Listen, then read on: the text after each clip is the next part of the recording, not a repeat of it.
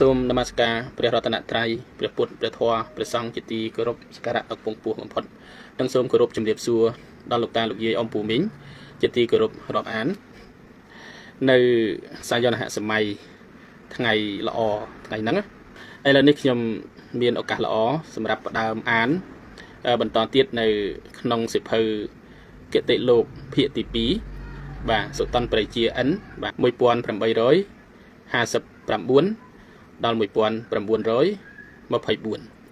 បាទអញ្ចឹងក្នុងសៀវភៅភាគទី2នេះក្នុងទំព័រទី1គឺពាលវៈអន្តេវសិកបាទឥឡូវខ្ញុំអានតែហ្មងបាទអន្តេវសិកឆ្លើយតបគ្រូវិញទៀតថាសូមទានព្រះដេចជាប្រគុណណាព្រះដេចជាប្រគុណរីអំពើពុតពាលដែលវាតែងប្រព្រឹត្តបៀតបៀនអ្នកស្រុកនោះតើដោយហេតុយ៉ាងណាខ្លះគ្រូប្រាប់ថាឯមនុស្សពាលនោះកាលវាបានឱកាសនឹងបៀតបៀនអ្នកស្រុកនោះព្រោះហេតុអ្នកស្រុកជាបច្ច័យគឺថាពាលនោះកយឃ្លាំបាទកយគុណឃ្លាំចាំស្ដាប់ឬក៏កយឃ្លាំចាំស្ដាប់ហេតុរបស់អ្នកស្រុកបានព្រោះអ្នកស្រុកមានជំងឺឈឺចាក់ជាក្តីរំខានហើយក៏មានចិត្តប្រារព្ធចង់បានគ្រូពេទ្យនិងរក្សារោគអ្នកខ្លះត្រូវការចង់បានខ្ញុំកំដរនឹងធ្វើស្រែធ្វើចម្ការអ្នកខ្លះត្រូវការឈើព្រៃនិងធ្វើផ្ទះអ្នកខ្លះចង់បានគ្រឿងមាសប្រាក់ជាដើមសេចក្តីត្រូវការរបស់អ្នកស្រុកនោះក៏ជាហេតុនឹងកើតឡើងដល់មនុស្សពាលបាទដល់មនុស្សពាលមនុស្សពាលនោះវានឹងថាភូមិនោះផ្ទះនោះត្រូវការវត្ថុនោះបាទត្រូវការវត្ថុនោះទើបវាប្រកបការតាមផ្លូវដែលពួកអ្នកស្រុកប្រាថ្នានោះឯង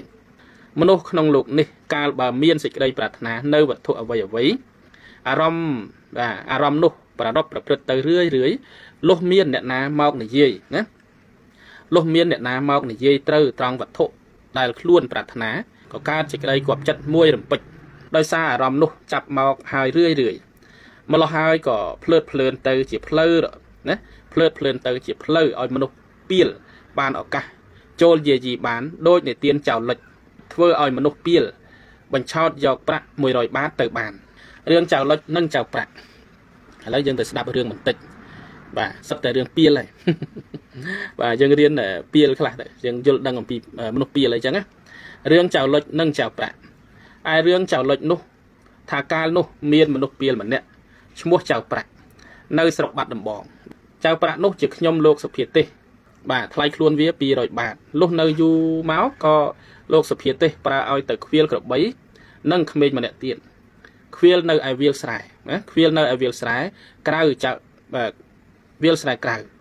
ចៅប្រាក់នោះលុះខ្វៀលបន្តិចទៅក៏និយាយនឹងក្មេងនោះថាយើងនៅខ្វៀលក្របីទាំងពីរនាក់នេះឃើញព្រួយការពេកណាស់វិស័យក្របីមួយក៏ដូចជាក្របី10ក៏យប់ដូចគ្នាបើដូច្នេះអញគិតទៅឃើញថានៅខ្វៀលទាំងពីរនាក់នេះក៏ជាការព្រួយលំបាកណាស់ព្រោះពុំមានអ្នកណានឹងរកអាហារស្បៀងបញ្ជូនមកឲ្យបើដូច្នេះចូលឯងនៅខ្វៀលតែម្នាក់ឯងចុះអញនឹងទៅរកស៊ីឈ្នួលពាត់គេក្រែងបានប្រាក់កាសក៏នឹងទិញស្បៀងមកលៀងចិញ្ចឹមគ្នាទៅតាមជាតិអ្នកកំសត់កុំឲ្យអត់ណាកុំឲ្យអត់ឃ្លានពេកឯក្មេងនោះលុះបានស្ដាប់ចៅប្រាក់ថាដូច្នោះក៏ព្រមតាមទើបទទួលការខ្វៀលក្របីនោះនៅម្នាក់ឯងបើកឲ្យចៅប្រាក់ទៅរកស៊ីឈ្នួលគេឯភូមិស្ទឹងឯចៅប្រាក់ដើរមករកធ្វើការស៊ីឈ្នួលគេក៏រកធ្វើពុំបានដើរទៅបានជួបនឹងមនុស្សពាលម្នាក់ឈ្មោះនេជានោះជាតិជាជ្វាចាមបានសូមគ្នាជាមិត្តភក្តិនាំគ្នាទៅសំណាក់នឹងផ្ទះនាយអ៊ូជាបងធွာលុះថ្ងៃមួយនេជានិយាយនឹងចៅប្រាក់ថាយើងនឹងគិតប្រកបការរកស៊ីតាមគេអ្នកស្រុកនេះឃើញជាពុំបានព្រោះពុំមានដើមទុនអ្វីសោះបើដូច្នោះយើងគិតលក់ខ្លួនថ្លៃចែកគ្នាឯចៅប្រាក់ឆ្លើយថាត្រូវមែនហើយសម្លាញ់គិតនោះបើដូច្នោះសម្លាញ់ឯងធ្វើជានាយចវាយអញធ្វើជាខ្ញុំឯងយកអញទៅលក់ចុះនាយជាលឺចៅប្រាក់ព្រមចិត្តដូច្នោះក៏ត្រេកអរពេកណាស់ទើបនាំគ្នាទៅឯភូមិចុងក្ដុលដើរស្ដាប់ហេតុអ្នកស្រុកគឺផ្ទះណាត្រូវការចង់បានតួរៀងលុះស៊ើបហេតុទៅក៏ដឹងថាផ្ទះចៅលុចត្រូវការរកមនុស្សនិងច្រូតស្រូវ tớp chào prạ này dây thả men hai nè lệch nốt quật có skull anh đài pro bị đám anh thluop nơi chất khang quật và sân ba chỉ dương từ rọc prạ quật nè và sân ba chỉ dương từ rọc prạ quật cùng quật luộc dương mình khàn anh nia chi có vô tam tớp nòm khnia từ cắn tiếc chào lệch đal hai có lang từ sầm pía xua chào lệch tam ca sòm cua ai chào lệch có xua thả chỉ prạ anh sập ngày ní từ nâng nè na chào prạ có chlai thả bạn nhom sập ngày ní nơi nâng nè chi đài mau phong này anh lời ní quạt thà nâng từ sọc quạt cứ sọc bản tiết nông bình vinh quạt nâng dọc nhom bát từ phong nhom bát pom trắng từ pro sọc ngày cứ rọc prạ chuồn quạt vinh quạt có prom tam chật hạt ní nhom bát chôn mặc rọc prạ nè xôm ở nè mì ta luộc nhom nè xôm ở nè mì ta luộc nhom bát phong chào lết bàn đạp bịa chào prạ được nó có xua từ nề chia thẳng nhà anh chỉ nia chỉ prạ luộc nia mọc thá nâng nơ sọc nề hài hai đôi mặt đất có vơ từ sọc bản tia nằm bình vĩnh nề chia có tọp thả ca đám nhom bát thả prong nâng nơ nòng sọc nề bệt hài ban chỉ luộc chỉ prạ nề đầm bay chia cầm lắng chui rọc từ tuột tiền ai lời nề bong nhom bát miên sầm bọt prạ mọc thá mà đai nhom bát nơi ở sọc nề nô miên chụp người chưa chia tầm nguồn ao chụp bát vơ tới sọc chỉ chặt hết nế chụp bát toal cầm nứt prạ nhá chụp nay chỉ prạ kê có mình prom tới chỉ mùi phòn kê thả rọc prạ chun chụp bát vinh luôn chụp bát mình ảnh ban chỉ đa tam màu phòn nế bà ai chào prạ lại xa lang thả nè cho anh nứt chụp bát phong ba nè mình nè ba nè mình sẵn cột chụp bát hái luôn nhom bát khơi chỉ kê dọc từ sọc bản tia mình khàn lai ai chào lết có từ tuôn thả chui tớp dọc prạ 10 rồi bát rọp ai từ đây nề chỉ hai tia dọc sầm bọt đàm nục ẩm pi nề chỉ có cai con có họ thả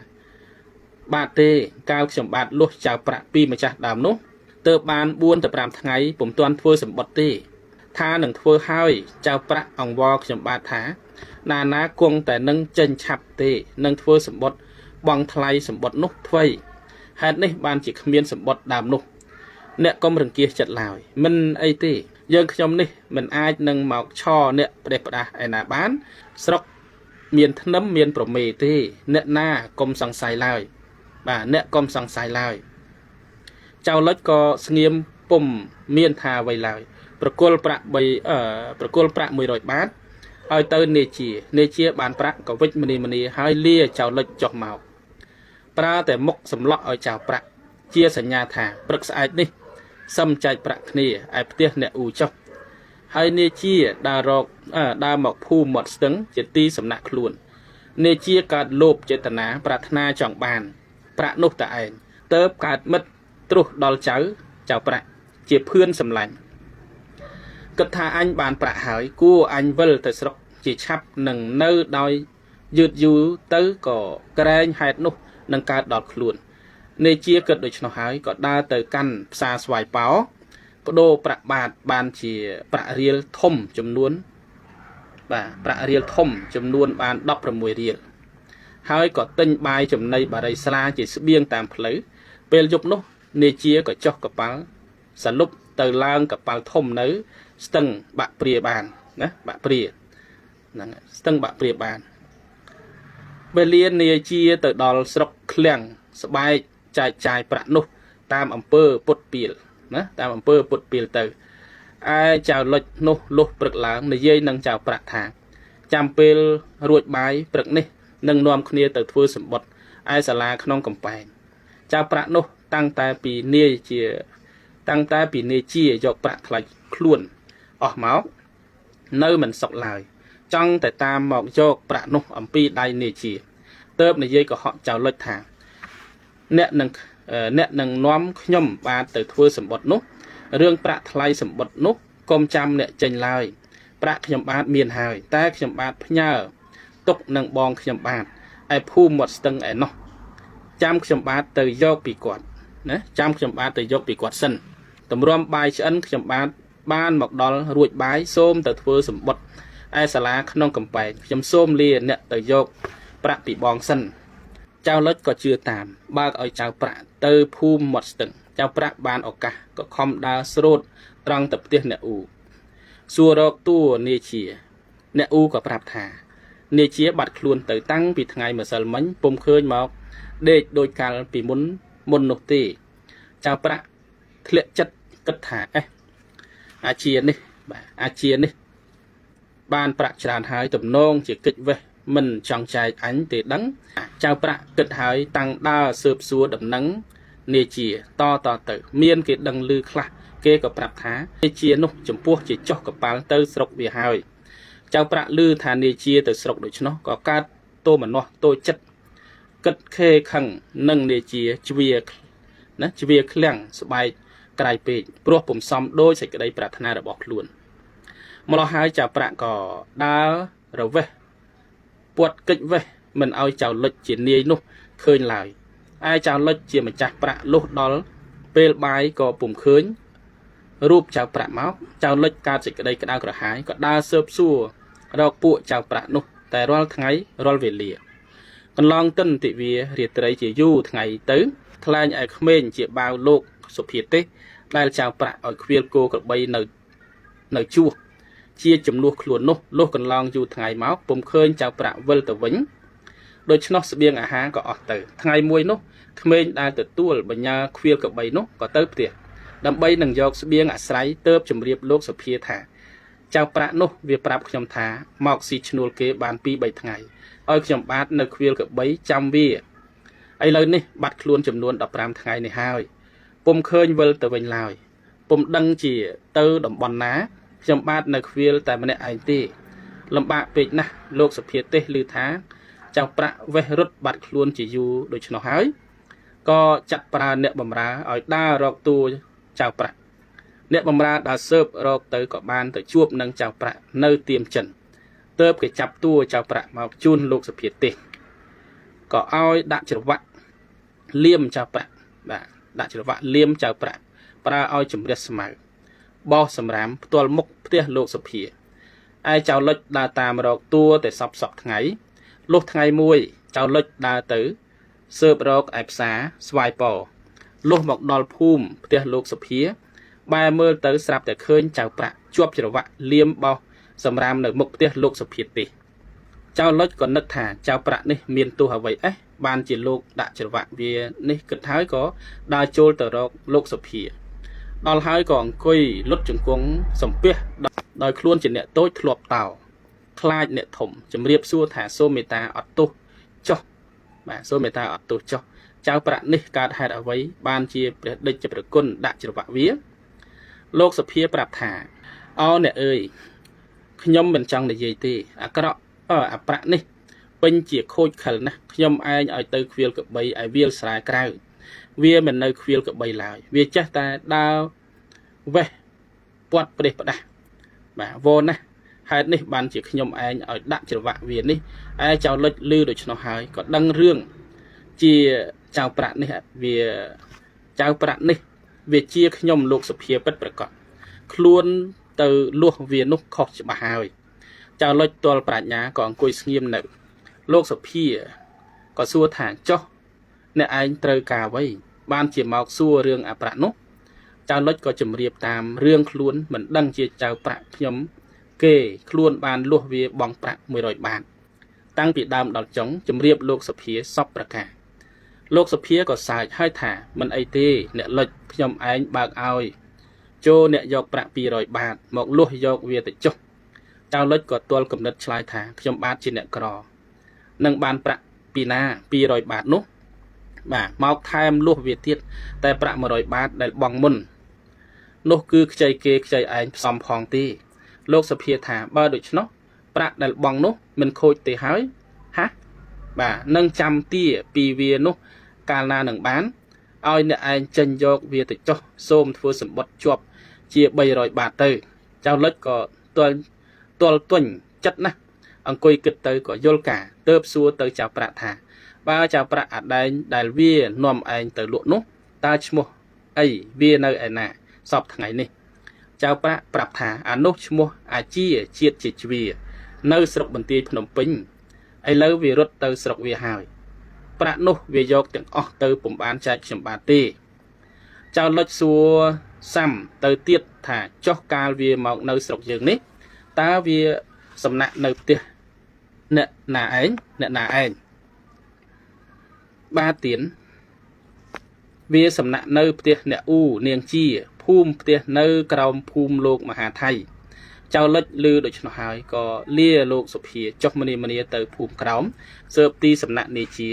និងមេស្រុកភូមិនោះបានដឹងច្បាស់ថាអ្នកអ៊ូជាមនុស្សគប់គិតនិងមនុស្សអាក្រក់យកមនុស្សអាក្រក់ឲ្យសំណាក់នៅផ្ទះចៅលុចក៏ធ្វើរឿងរ៉ាវប្តឹងយកអ្នកអ៊ូហើយទៅប្តឹងឯសាលាក្នុងកំពែងឯចៅក្រមទទួលពាក្យបណ្ដឹងនោះហើយដឹងសេចក្តីហើយក៏ឲ្យទៅកោះយកនាយអ៊ូមកជំនុំជម្រះពិភាក្សាតាមពាក្យចោទអ្នកអ៊ូអាចឲ្យការកាត់បណ្ដឹងព្រោះចៅអាងមេស្រុកជាបន្ទាល់សំខាន់ទល់ប្រាជ្ញាក៏ទទួលសារភាពថាខ្លួនឲ្យសំណាក់គប់គិតពិតមែនទើបចៅក្រមកាត់ក្តីនោះឲ្យអ្នកអ៊ូសងប្រាក់អ្នកដើមចោទជាប្រាក់100 បាតអ្នកអ៊ូសូមសន្យា3ថ្ងៃនឹងយកប្រាក់នោះមកបង់ហើយទៅផ្ទះតាមរៀងខ្លួនលុះដល់កំណត់អ្នកអ៊ូយកប្រាក់100 បាតទៅបង់សាលាប្រគល់ឲ្យទៅដៃលួងស្រីណាលួងស្រីអញ្ចិតនោះជាអ្នកជក់អាភៀនពុំមានសេចក្តីអៀនខ្មាស់យកប្រាក់នោះចាយទិញស្រាអាភៀនជក់ស៊ីតាមអំណាចខ្លួនពីលបាទសត្វតែពីលទាំងអស់បាទតាមអំណាចខ្លួនពីលលុះដល់ពេលល្ងាចចៅលុចឡើងទៅចាំទទួលប្រាក់នោះតាមសញ្ញាឯលួងស្រីអញ្ចិតឃើញចៅលុចមកចាំយកក៏និយាយថាប្រាក់នោះនាយអ៊ូគេយកមកបង់ឲ្យហើយតែខ្ញុំយកទៅទុកឯផ្ទះខ្ញុំឯនោះហើយឥឡូវនេះខ្ញុំឯងធុរៈនឹងការលោកម្ចាស់